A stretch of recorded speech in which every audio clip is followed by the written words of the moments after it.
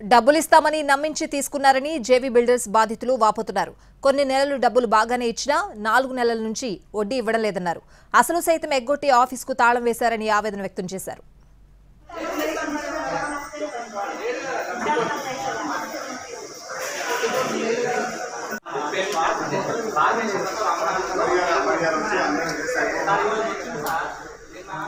డబ్బులిస్తామని నమ్మించి తీసుకున్నారని JV builders బాధితులు వాపోతున్నారు. కొన్ని నెలలు డబ్బులు బాగానే ఇచ్చినా 4 నెలల నుంచి వడ్డీ ఇవ్వడం లేదన్నారు. అసలు సైతం ఎగ్గొట్టి ఆఫీసుకు తాళం వేశారని ఆవేదన వ్యక్తం చేస్తున్నారు.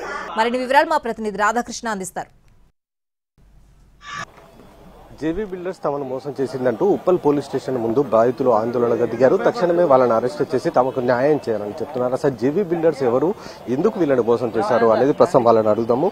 బాధితులంతా కూడా ప్రస్తుతం ఉన్నారు. ఏంటంటే అసలు ప్రధానంగా ఏం చెప్పాలనుకున్నారు, ఎంతమంది బాధితులు ఉండవచ్చు, అసలు ఏ విధంగా మిమ్మల్ని మీ దగ్గర నుండి డబ్బులు వసూలు చేశారు ఏంటి? మా దగ్గర రియల్ ఎస్టేట్ అంటే ప్లాట్ చూపించి మీరు ఒక 5 లక్షల రూపాయలు ఇలా ఇన్వెస్ట్ చేస్తే మీకు నెలకు లక్షకు 14,000 రూపాయల చొప్పున మీకు క్యాష్ బ్యాక్ వస్తుంది.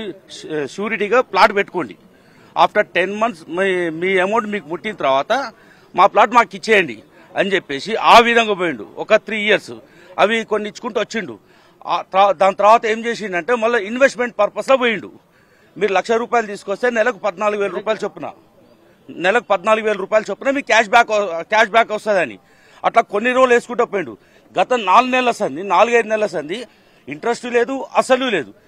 నిలదీస్తున్నాం, రోజు నిలదీయంగా ఇయ్యాల రేపు అని చెప్పేసి టైం దాటేసుకుంటూ వచ్చిండు. గత 4 రోజుల సంది పతాలే కూడా పోయిండు.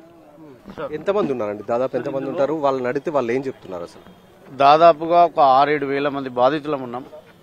బాధితులతో పాటు అసోసియేట్స్ ఒక 500-600 మంది అసోసియేట్స్ ఉన్నారు.